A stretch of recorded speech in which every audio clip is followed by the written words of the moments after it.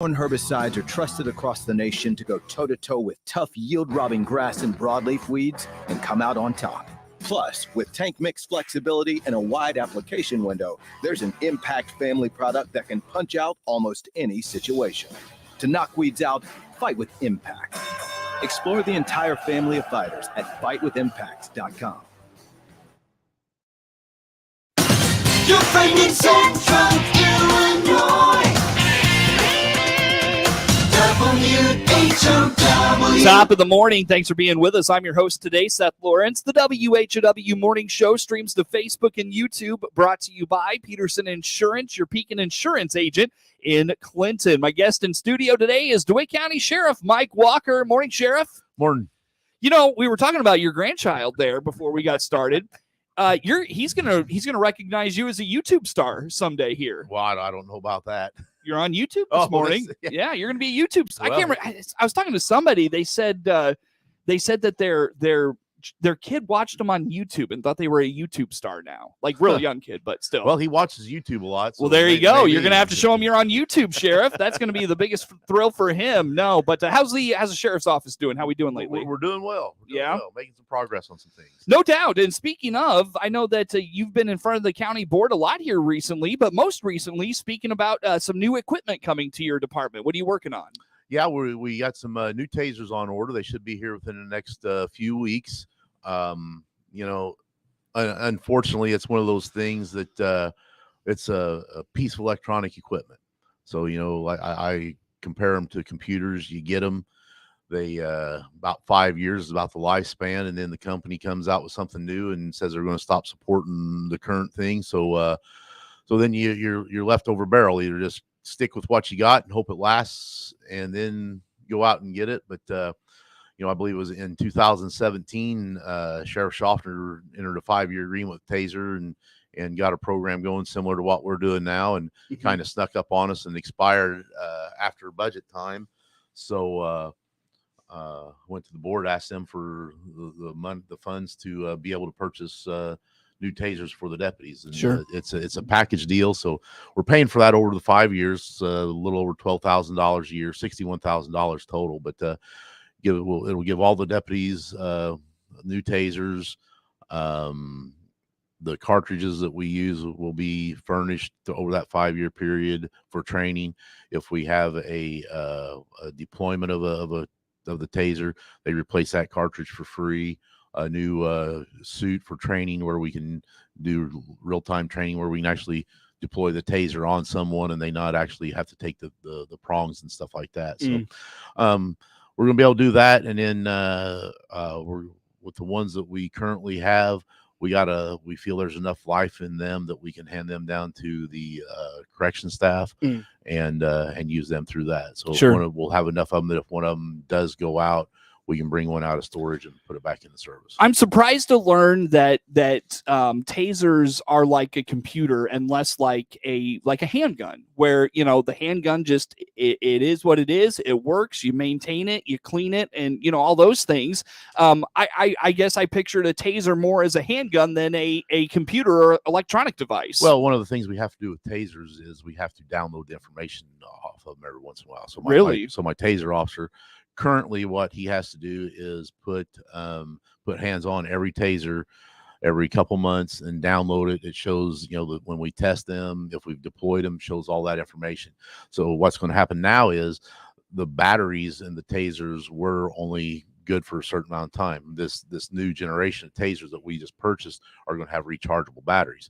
So when we put that taser battery in the charger, it will download all the information to the taser application. Hey, there you go. And we'll have everything right there. Nice. So that's where it comes in. It's all electronic, driven. There's when you compare it to a handgun works on, you have the cartridge inside the pistol or firearm. Firing pin hits the primer, causes basically an explosion within the casing, and the bullet is actually sent down the barrel. So. I see. Now, Sheriff, when it comes to tasers and that sort of thing, how often are your guys deploying these? Like, is it a frequent use of these? No, it's not very often. But I was having a discussion with somebody, and thing is, if we don't spend the money and get these things, and we have a situation where we could deploy them and we don't, a less lethal option, and we have to use deadly force instead of less lethal, then we got some explaining to do. If the money's there, we need to do it so we can't have a less lethal option, because there are times when we do need to deploy them that can diffuse a situation that could escalate into a deadly force situation. So it's just another tool on our belt. Yeah, absolutely. Now, is this something that the sheriff's office budgeted for? How's this working? No, this is something that, like I said, it expired after budget talks kind of caught up with us. One of those things that you don't, it's a 5-year deal, so we keep paying it, and then we kind of forgot about it at the budget time. So basically, I went to the board and explained to them the situation, and they approved it, and they're going to pay the first installment, I believe, out of contingency funds, which was a little over between 12 and 13,000, and then the remaining 4 years we will budget for during budget process. Yeah, and this, I remember your audio from the your discussion from the board that this is something you can do over 5 years. It's not necessarily the entire cost is up front, something like that. Right. Now that was one of the misunderstandings we had at first. The salesman didn't quite explain it well enough. We thought we were getting by packaging this, we thought if we paid it up front, we got the package deal, which eliminated some cost, but it was just getting the package, and we still had the option of paying it over the 5 years, and we would still get that same price. I see. Very good. Well, anything else on the tasers? Anything we haven't touched on you want to touch on? One of the things that on these new ones, it has currently, our current tasers have one cartridge in it and ready to be deployed. The new ones will have two, and it'll be a long range cartridge and a short range cartridge. And my understanding is the technology is advanced to where the way you change which cartridge you're going to shoot is just by turning the taser in your hand somehow. So I see. Haven't seen them yet, so it sounds like it's some pretty up-to-date technology there. How often do you think you're deploying these in a non-training situation? Not real often. I mean, it's few and far between. Few and far between. A lot of times when you do deploy them and tell somebody you comply or we're going to tase you, most people don't like electricity, don't like getting shocked, so they usually comply. I see. We have had to deploy them, but it's not very often. Gotcha. Again, DeWitt County Sheriff Mike Walker joins us in studio here for this morning. I talked with your peer over in Piatt County, Sheriff Vogelsang, yesterday. He was talking about his department needing some new vehicles and the challenges that come along with that of late. So, Sheriff, what's the vehicle situation for your department, and what are the challenges you're finding there? Well, maybe I plan a little better than Mark. You'll just have to make sure you tell him that. Mark and I are pretty good friends. We give each other a hard time all the time. But with us right now, we got 2 Dodge Ram trucks on order. They're coming from a dealer up in Gary, Indiana. Unfortunately, Douglas Dodge hasn't been able to get the particular model that we want. And the one that they can get, the prices went up significantly, and that's the biggest thing we've seen in vehicles is the prices went up drastically. I know we added about $20,000 to our vehicle budget this year simply because the price. I know the Fords went up. The Ford Explorers went up about $6,000 per car from last year to this year. The Dodge Ram trucks went up a little bit, but not quite as much. And with some of the places we have to go and things as in the county, the Dodge Rams have been great for us. I mean, they're not a really fast vehicle, but we don't need to be going really fast. It's dangerous to our deputies, and it's dangerous to the public. And sometimes we have to go out in the middle of the field to get somebody, or in snow and things like that. They've been really great, and the gas mileage is comparable to a regular vehicle. And one of the things that I've really noticed over the last several years, since we've had the trucks, and more so the trucks than the SUVs, but our guys haven't been complaining of back problems as much as having to get down in those old Impalas and Caprices where you have to really sit down in and getting in and out. It's a lot easier on the guys physically as well. For sure. Now, when it comes to where your fleet will end up. I mean, will these trucks replace the current trucks, or will you replace the SUV style vehicles? It all depends on the mileage on the vehicles. If we get a vehicle that's getting up in mileage, whether it's a SUV or a truck, we get rid of it. Mm-hmm. We have a take home car program, so anybody that lives in the county has a take home car, Mm-hmm. which is beneficial to where if we have a situation we have to call people in, they can put on their equipment, get in their vehicle, and respond directly to the scene. Mm-hmm. So, it just depends on the vehicle. Now, one thing I can say about these trucks is the resale value has been really good. Mm-hmm. We used to get, if we were lucky, $1,500 to $1,800 on cars. The first truck that we sold at auction had 200, was the very first one we had 225,000 miles on it, and we got about between 4,500 and 5,000. Mm-hmm. So we're getting a better return on that. Yeah. And then that money goes back into our police vehicle fund to help purchase new vehicles. Now, how do you balance, like, let's say you've got a vehicle that's getting pretty high up there in miles, but maybe you've got another one that isn't, maybe it's a little newer. Will you give it to a deputy that maybe doesn't? Will you give that higher mileage vehicle to a deputy that maybe isn't as active on the road, like maybe an investigator or something of that nature? How does it all depends. I mean, we usually try to do it by seniority, to let the senior guys have the newer vehicles, but last couple of years, the senior guys wanted to keep what they had. I mean, I've had two guys turn down brand new vehicles because they wanted to keep what they had. So why? They like it. We're creatures of of habit. Habit there. Sure, I got you. Hey. Maybe it's superstition. Who knows? We're all you got to be a little different to do this job, and you get certain things in your head and certain things you believe, and that's what you go with. But no, I got a new vehicle about 2 years ago, which will last me through my 10 years sheriff this term and next term if I get elected again. But I was gonna say you need a new vehicle too, don't you? No, it's first in 30 some years being here. It's first new one I've had, but I handed down my my old truck to my detective. So the administration vehicles and the detective vehicles don't get a whole lot of mileage put on them. Right. I think I've had my truck for 2 years, a little over 2 years, and I don't even have 10,000 miles on it yet.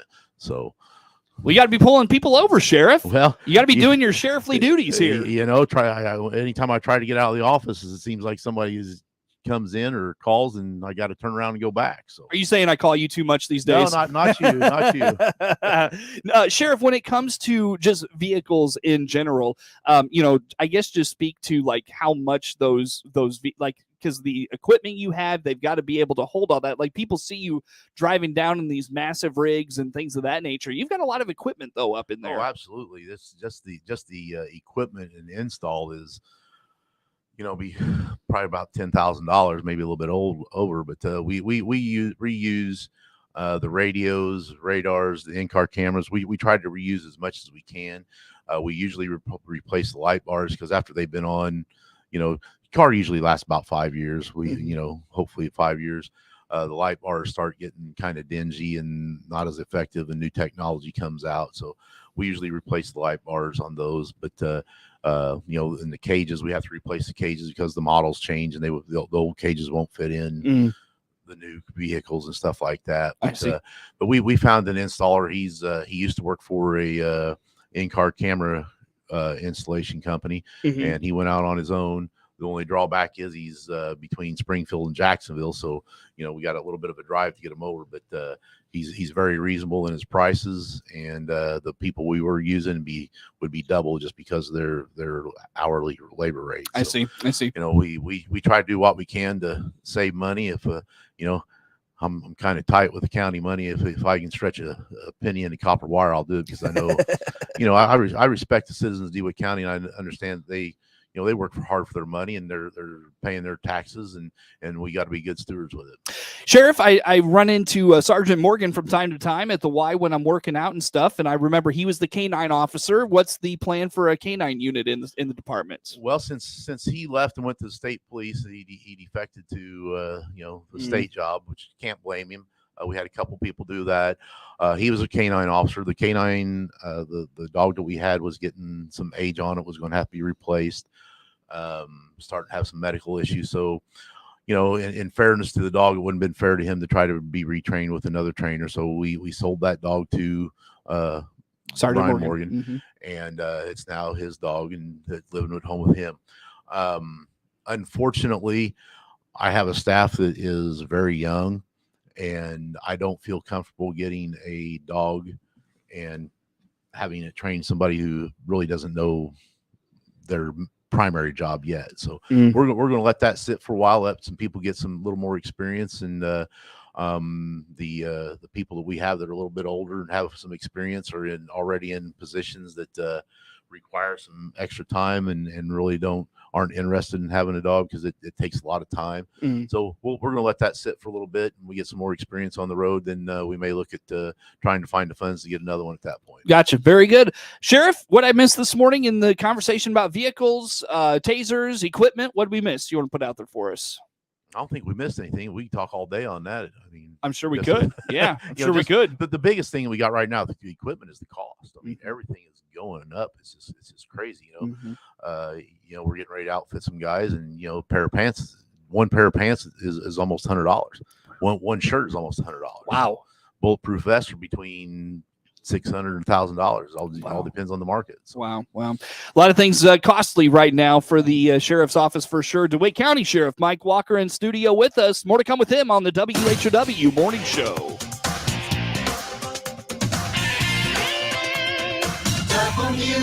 WHOW. Let's check the opening numbers now at the Chicago Board of Trade on this Tuesday. Jim Taylor on the RFD Radio Network. We start in the red for corn, beans, and Chicago wheat. May corn $6.50 down 1 1/4. July corn starting the day down a penny, 6.06 1/2. December new crop $5.46 down 1 1/2. May beans starting the day $14.57 1/4 down 8. July beans down 8 1/4, 14.27 3/4. And November new crop $12.69 3/4 down 7. May Chicago wheat $6.41 down 2 1/2. July wheat down a penny and a half, 6.55 1/2. And September wheat $6.66 3/4 down 2 1/4. May bean meal $4.38.40, that's down $1.10. May bean oil $52.33 down 23 cents. That's a look at the opening numbers at the Chicago Board of Trade on this Tuesday morning. Jim Taylor, RFD Radio Network. If you think a new or used car is in your future, the time is now to call the Baum Chevrolet Buick sales team here in Clinton or Farmer City. This is Scott Baum. With a professional sales consultant in your corner, the vehicle search is easy. Meet with our sales team to go over your wants and needs. We'll start the search and do all the legwork for you. With so many models and options to choose from, we can help you get the information you need. BaumChevyBuick.com. Right from the start. Hi, I'm Dave Jackson, owner of your Clinton Save-A-Lot store in downtown Clinton, here to talk to you about our great produce department. We take great pride in being recognized by more and more customers as the place to go for the absolute freshest produce in central Illinois. Our 7 produce professionals are very picky and won't put it out for sale if they wouldn't buy it themselves. Huge savings and the freshest produce are waiting for you at your Clinton Save-A-Lot. Hope to see you soon. Your friend in Central Illinois, WHOW. Once again, good morning. Thanks for being with us. I'm your host today, Seth Lawrence. The WHOW Morning Show streams to Facebook and YouTube, brought to you by Peterson Insurance, your Pekin Insurance agent in Clinton. DeWitt County Sheriff Mike Walker joins us in studio here for this morning. Sheriff, let's talk a little bit here this morning about staffing. Sounds like things are actually kind of going well for you right now. Knock on wood. Knock on wood. They're looking up. Unfortunately, I had a kid that we hired and sent him through the academy and got him off FTO. And about 3 weeks off FTO, he sent me an email, said he'd applied at Bloomington and Normal. And just actually a week ago today was his last day. So we only got about 10 minutes out of him. 2 months out of him. So fortunately or unfortunately, he left to go to the city of Normal. But fortunately, that opened the door for a couple other guys. I got a correctional officer that I'm promoting to the road, and I hired a guy brand new. He started yesterday, and those 2 gentlemen will go to the academy. They report May 6th. And so they'll be there for 16 weeks and then come back out and have about 12 weeks of field training. So we won't really get any, I hate to say use out of them, but we won't see their Service time. Their impact until probably about November. Mm. I do have a young man graduating from the academy Friday. So then he'll get out and he'll start his field training process, and he'll be done with that sometime 1st of July. So then we'll be in a little bit better shape. But once we get these other two guys out and knock on wood, and nobody else leaves, last time I was here and said I said I was back to full staff first of my tenure. Then we lost 3 people. So I'm not going to say that. We'll be in pretty good shape. Corrections wise, like I just said, I took one guy from there. We got a couple openings in there, but I had a gal that has some experience in corrections, so we won't have to send her to school. She just went to part of the process is a psychological exam. She passed that, so now we're in the process of doing the background, getting her hired. So basically, we'll bring her in, just have to train her on our processes, and that'll be one person. But we're still looking for some correctional officers. They're hard to find. Tony and dispatch, I believe we still got 2 openings there. Having a hard time finding people. I mean, he had 2 people that he interviewed, really liked, and called them back to tell him he wanted to start the process, and they didn't call him. No return call. Had another person that was interested, talked to him, called them about how the process, no call back. So that's the challenge almost everybody's facing right now. It's kind of sound like a broken record, but it's a never-ending battle. That's just so I just cannot wrap my mind around, and I can't remember who I was talking to about this the other day, but it's like, why would you go through all the trouble, that the rigmarole and the circus that it is to apply for a job and go through all the testing and everything, and you get to the end and you don't want it all of a sudden? I just don't understand that. Well, and what people don't understand, especially with us, I mean, granted, we've kind of streamlined it a little bit to where we're with the deputies and corrections, we're using the National Testing Network, which makes it more convenient for applicants to be able to schedule a test on their schedule rather than having to come in on one day, because we were losing people by doing that. And we've had people take the test and come in for an interview and start the background process and several other things, and then all of a sudden we don't even hear from them. I mean, no return call back. We set up a couple interviews for corrections the other day, and one person didn't even show up. Wow. No call saying, hey, I'm no longer interested. I mean, it's just, and maybe it's just because I'm older, but just common courtesy would dictate that if I'm not interested anymore, or I've had another job, or I'm not going to make it, at least give us a call. Hey, thanks for the offer of the interview, but something else come up, I'm not going to be able to make it. But people just there's no, I don't know. It's just our culture and our morals and values have shifted greatly. They've gone down the toilet, if you want my opinion. There's it's scary where we're at, and it shows in the treatment and respect for law enforcement and those sorts of things, I think. So well, and it's just not with us. I mean, the respect in general. You look at that lady that was driving the school bus that there a couple of weeks ago, the kids they knew she's allergic to perfume. They spraying perfume and acting up, and she finally had enough of it. And these people just have no respect. They don't have no respect for themselves. I mean, you see some of the things that we deal with, the way people are living and acting, and then the way they treat us. It's ridiculous. Well, Sheriff, where do folks go to follow along, keep up with the latest perhaps in job openings? What you're doing? Where do they go? Well, we usually put that on our Facebook page and our website. So those are the 2 main places. That's about the only place we advertise, because we were spending a lot of money advertising. We still weren't getting applicants. So word of mouth and things like that. So sure, anybody interested in a career in law enforcement and corrections, reach out to us. Sheriff Mike Walker joins us in studio. Network news on the way. The Big 1520 WHOW Clinton, 92.3 FM, W220.